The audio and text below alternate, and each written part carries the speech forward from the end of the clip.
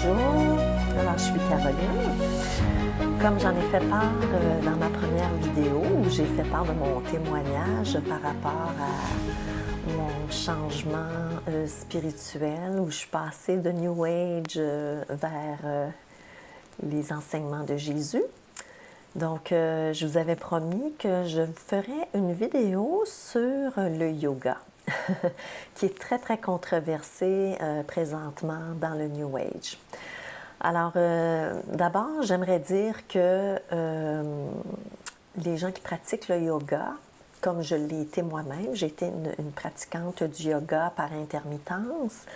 Les gens qui pratiquent le yoga, en tout cas, et tous ceux que je connais encore, il y a des gens près de moi qui le pratiquent, ce sont des gens très bien intentionnés et c'est des gens qui recherchent le bien-être et la santé optimale. Donc, la raison pour laquelle je décide de faire cette vidéo, c'est que je pense qu'on n'est pas vraiment conscient de ce qui se cache derrière le yoga et qu'en réalité, c'est une pratique hindouiste. OK, alors automatiquement, on pratique l'hindouisme. Et le yoga, c'est une pratique qui est extrêmement addictive. OK, parce que les bienfaits qu'on en ressent immédiatement, c'est vraiment très, très puissant. Alors, ça se compare un petit peu, c'est une pratique spirituelle un petit peu semblable à la prise d'un narcotique, car ça va nous permettre de vraiment connaître des grands highs, ou ça peut être aussi des fortes expériences mystiques qu'on peut connaître grâce au yoga. Alors, les poses, qu'on appelle d'ailleurs les asanas, vont souvent mener à un niveau d'extase très, très, très élevé. C'est pas comme ça pour tout le monde, mais il y a plusieurs gens qui peuvent connaître ce genre d'expérience-là. Moi, je peux dire que le yoga m'a amené à vivre des expériences très, très intenses. Donc, ça peut créer des états d'euphorie, de pleurs, de tremblements, puis même des mouvements involontaires. Alors, c'est très, très, très puissant. Donc, ça peut être interprété comme du dégagement ou de la libération. Mais en réalité, c'est Satan qui se manifeste. Et je pense que c'est ça que la majorité des gens ne comprennent pas ou ne sont pas conscients par rapport au yoga. Alors, je vais juste vous donner une petite idée parce que quand on pratique le yoga, en réalité, c'est qu'on se trouve à vénérer différents dieux. Et je vous avais fait part dans ma première vidéo que toutes les pratiques qui sont en lien avec le New Age, okay, alors ça va être des demi-vérités par rapport à la Bible ou des contrefaçons. Alors, dans le cas du yoga, qui est de l'hindouisme, c'est qu'en réalité, on va vénérer plusieurs dieux. Et dans la Bible, c'est très clair qu'il n'y a qu'un seul Dieu. Alors, c'est une faute grave de vénérer plusieurs dieux. Donc, c'est sûr et certain que moi, ça c'était quelque chose qui m'a fait vraiment beaucoup fait réfléchir quand j'ai réalisé qu'en réalité, en faisant les asanas, on vénérait plusieurs dieux. Alors ça, c'est vraiment, ça va à l'encontre des écrits de la Bible. Donc, juste pour donner une petite idée, donc si on prend les différents asanas, entre autres, il y a la salutation du soleil, où là, on va vénérer le dieu hindou du soleil. La pose du lotus ou la pose de l'arbre, on va vénérer Shiva. Il y a ensuite la pose du guerrier. Ça représente, en fait, c'est vénérer Shiva, qui coupe la tête de son fils Ganesha et va la remplacer, sa tête va la remplacer par une tête d'éléphant. Alors, juste ça, c'est quand même assez... Quand on commence à fouiller tout au niveau de la mythologie, là, derrière l'hindouisme, là, c'est quand même étrange, là, ce qui se passe là. On a également la pose du chat ou la pose du cobra qui va vénérer Kali, qui se trouve être aussi Shakti, qui se trouve être la femme de Shiva. Et aussi dans la Kundalini Yoga, moi je dois dire que ça c'est quelque chose que j'ai vraiment pratiqué beaucoup et que moi j'ai eu des grands highs avec cette pratique-là. J'avais vraiment développé une grande dépendance. Alors la Kundalini Yoga, elle fait appel au serpent. Donc c'est vraiment une contrefaçon de la Bible. Quand on pense dans le jardin d'Éden avec Adam et Ève, alors c'est le serpent qui est venu finalement faire pécher Ève en premier. Alors le serpent est la représentation dans la Bible de Satan. Alors c'est quand même intéressant de voir la contrefaçon ici. Donc, il faut faire attention parce que toutes les poses de yoga, tous les asanas, en faisant mes recherches, que j'ai découvert, c'est que ce sont des cadeaux du dieu Shiva. Alors, ça veut dire que quand on fait les poses, c'est qu'on accepte le cadeau de Shiva en faisant les poses. OK? Alors, c'est vraiment puissant, là. Il faut savoir dans quoi on est en faisant le yoga. C'est que quand on fait du yoga, on ne peut pas sortir l'hindouisme du yoga. OK? Il y a beaucoup de gens qui vont dire, ben moi je fais du yoga, mais je le fais juste c'est des exercices d'étirement, je me sens bien, puis effectivement, on se sent très bien. Et c'est pour ça que les gens veulent refaire du yoga. Alors, il ne faut pas en douter, là, la dépendance au yoga, elle est vraiment réelle. Elle est réelle, ça devient très, très, très addictif et bien évidemment, les gens voient que ça leur fait du bien. Alors, tout le focus est sur notre bien-être général, puis aussi sur le fait qu'on pense qu'on évolue beaucoup aussi à faire du yoga au niveau spirituel. Donc, on prend l'habitude d'en faire presque à tous les jours. Et même les jours où on n'en fait pas, on peut se sentir très mal parce qu'on n'en a pas fait. Aussi, c'est qu'on va ajouter des objets qui peuvent soutenir énergétiquement les pratiques du yoga. Ça, c'est pas tout le monde qui fait ça, mais il y en a qui vont le faire. Alors, ils vont ajouter des cristaux dans leur pratique, des symboles, des images d'idoles, de l'encens ou des bougies. Puis tout ça, ça devient un rituel. Alors, ça met encore plus d'emphase sur tout l'aspect spirituel quand on ajoute des objets. Mais il faut savoir que le yoga, c'est d'abord une pratique spirituelle basée sur l'hindouisme. Donc, il faut vraiment, à ce moment-là, accepter qu'on adhère à cette croyance-là de l'hindouisme. Donc, on ne peut pas sortir l'hindouisme du yoga.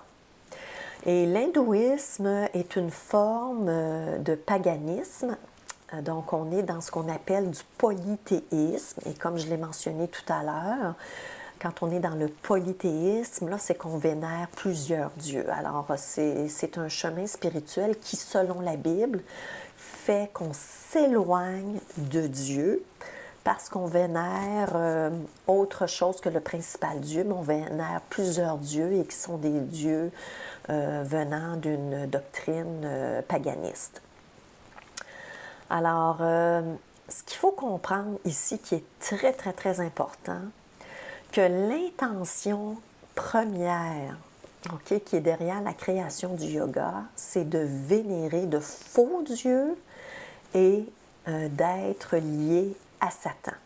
OK, parce que yoga, ça équivaut à ce qu'on appelle yoke et ça équivaut à attelage, un lien. Donc, comme on attelle un animal, OK, on lui met des liens pour tirer dessus.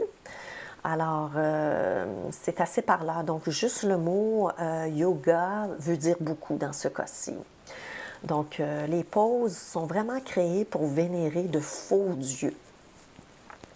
Donc, même si les pratiquants ont des bonnes intentions et puis qu'ils ne font pas dans un but spirituel, on ne sort pas les faux dieux du yoga. Alors, souvent, les pratiquants vont le faire pour réduire le stress, se sentir bien, se guérir, se libérer de certains blocages. Mais il faut comprendre que ce qui vient par défaut avec cette pratique-là, c'est vraiment la vénération des faux dieux.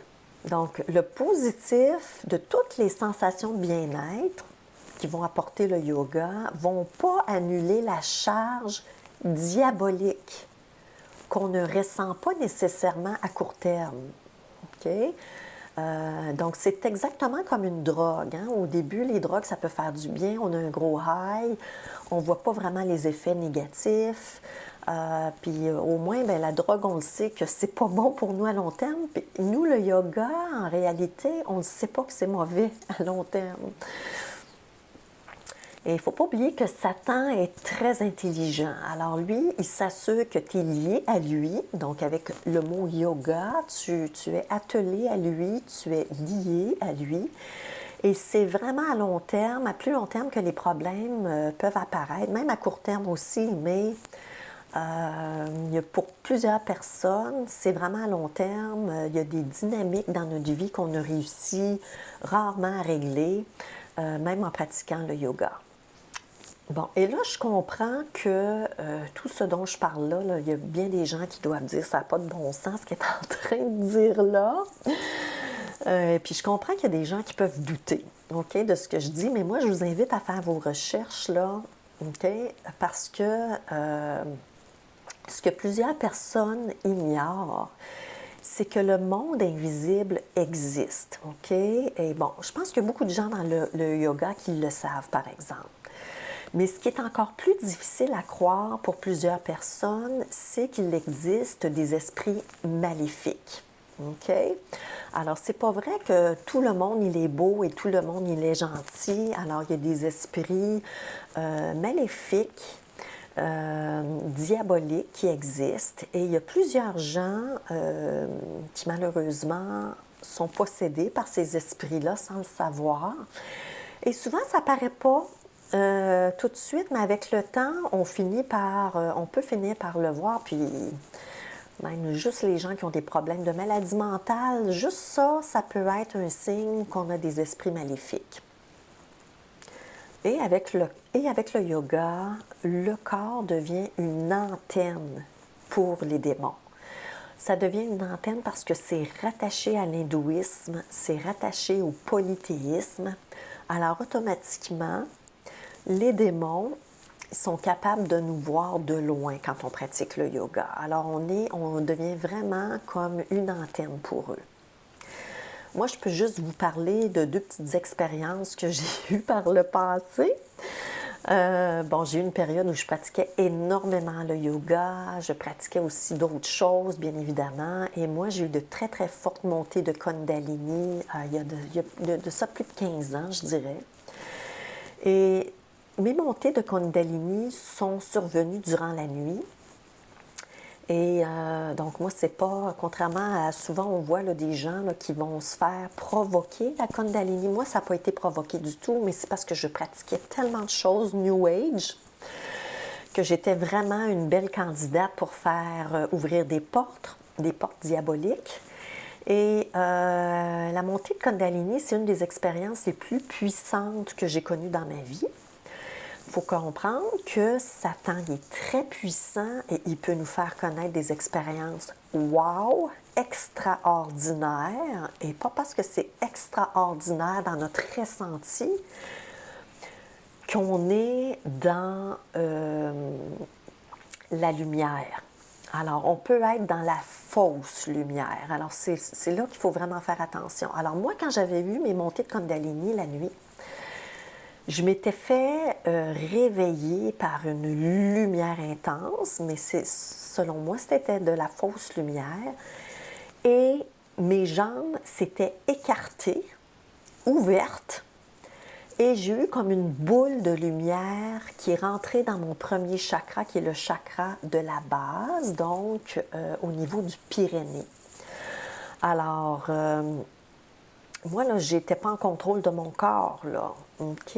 Alors, il y a vraiment eu une force énergétique qui a ouvert mes jambes et j'ai senti une boule de lumière entrer en moi et j'ai eu une puissante montée de Kundalini qui s'est faite où j'ai fait des mouvements incontrôlables qui ressemblaient justement à des positions de yoga. Alors, c'était vraiment, vraiment intense. Alors ça, c'est une des premières expériences que j'ai connues. Puis je peux vous dire que cette montée de Kundalini-là, moi, je l'ai ressentie énergétiquement pendant 2 mois de temps. Parce que je sentais qu'au niveau de mon chakra coronal, il y avait une énergie très, très puissante qui circulait à ce niveau-là. L'autre expérience aussi que j'ai connue, en fait, c'est que je m'en suis rappelée en étudiant sur le yoga là, dans les derniers temps.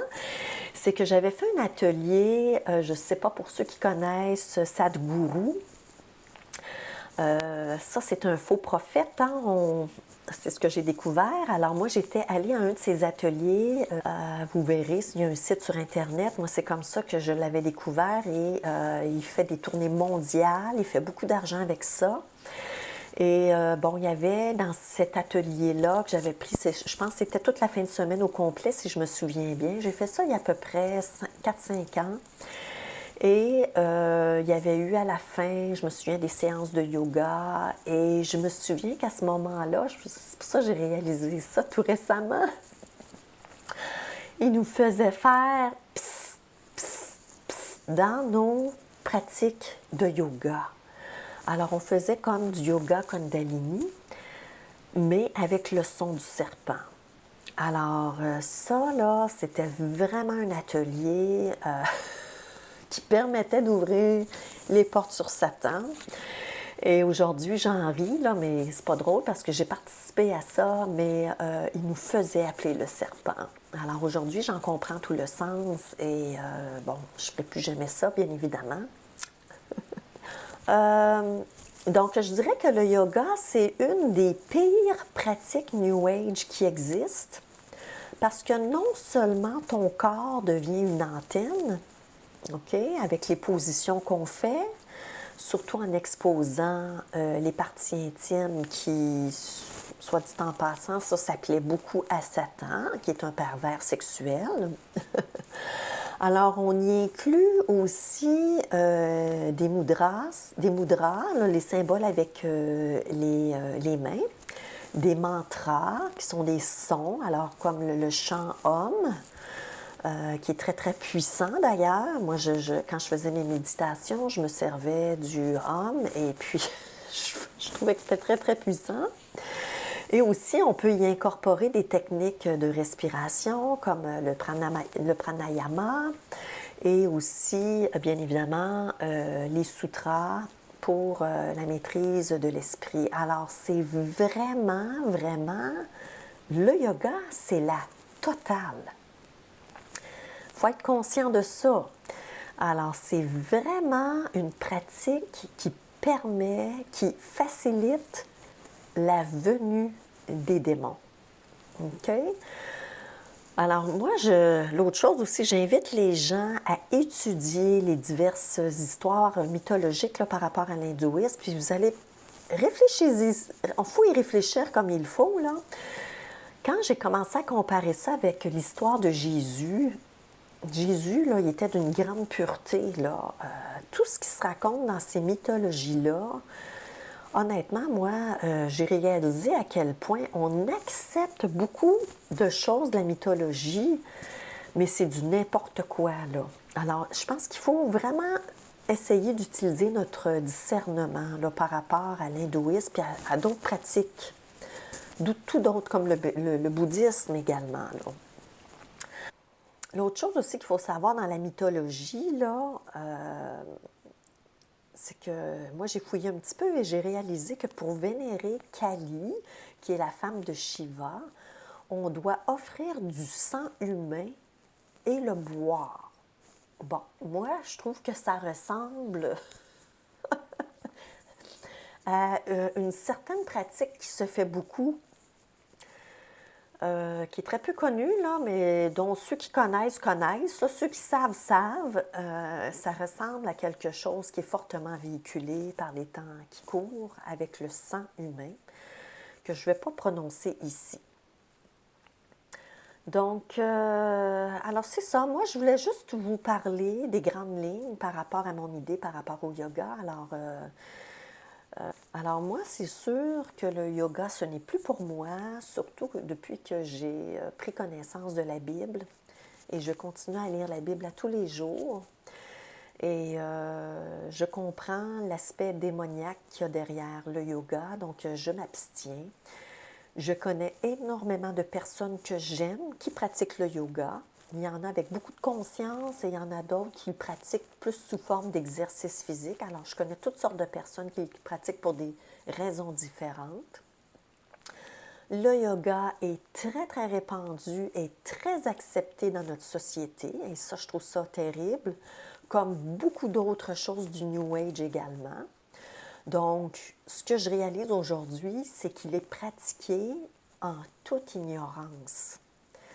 Alors, moi, je vous invite à la prudence, je vous invite à faire vos recherches, allez plus loin que moi par rapport à vos recherches. Faites-vous votre propre idée par rapport à ça, parce que tout le monde connaît quelqu'un qui fait du yoga. Tout le monde. On est tous, c'est tellement. Écoutez, même moi, je fais du bénévolat, là, ces temps-ci, avec des bébés.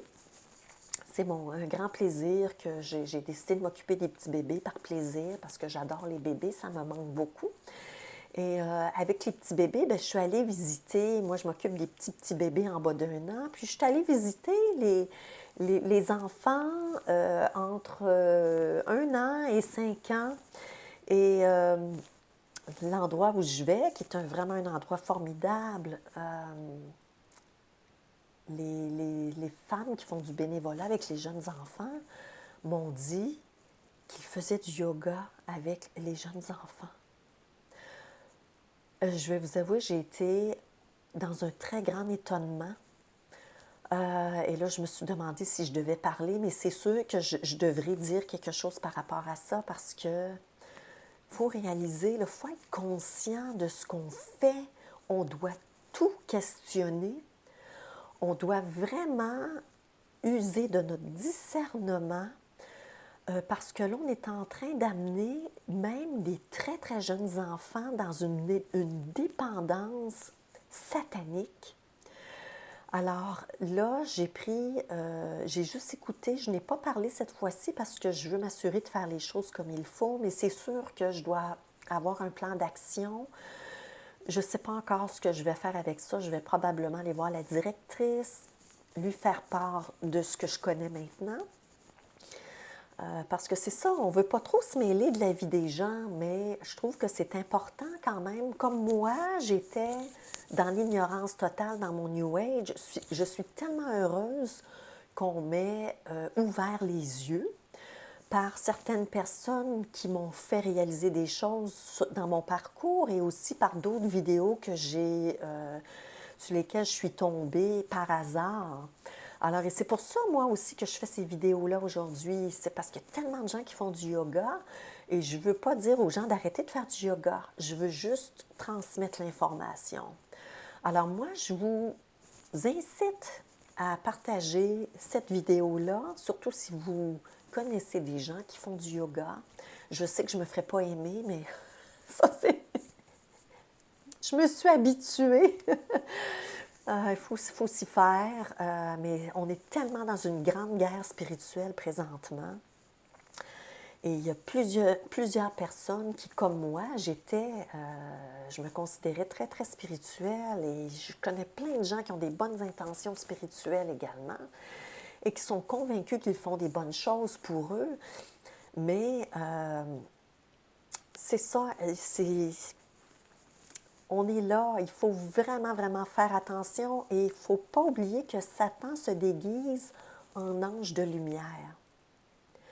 Alors, c'est écrit dans la Bible, ça aussi. Hein? Donc, je te recommande de partager la vidéo. Puis si dès maintenant, tu cherches à corriger la situation parce que peut-être que tu vas dire « Oh my God, je suis dans l'erreur à faire du yoga », je t'invite d'abord, va faire tes recherches, OK? Et si tu veux revenir vers le chemin de Jésus, ce que tu dois faire d'abord, c'est te repentir d'avoir fait du yoga, OK? Et même te repentir de toutes tes pratiques New Age que tu fais. D'accepter Jésus comme ton sauveur et ton Seigneur, OK? Comme étant le seul qui va te mener sur le chemin et te rendre à Dieu. De croire que Jésus est ressuscité des morts, OK? Ça aussi, c'est important. Et aussi, moi, je t'encourage à commencer à lire la Bible, OK? Et te faire ton idée sur la Bible. Parce qu'on entend toutes sortes de choses, mais je me rends compte que les gens ne connaissent pas la Bible. C'est surtout des gens qui n'ont pas lu la Bible qui vont discourir sur la Bible sans savoir de quoi ils parlent, OK? Alors, au moins, ayez l'intelligence de lire la Bible sans y adhérer nécessairement, mais vous pourrez décider par vous-même à ce moment-là. Alors, je vous remercie d'avoir écouté encore une fois et j'espère vous retrouver très bientôt. Au revoir.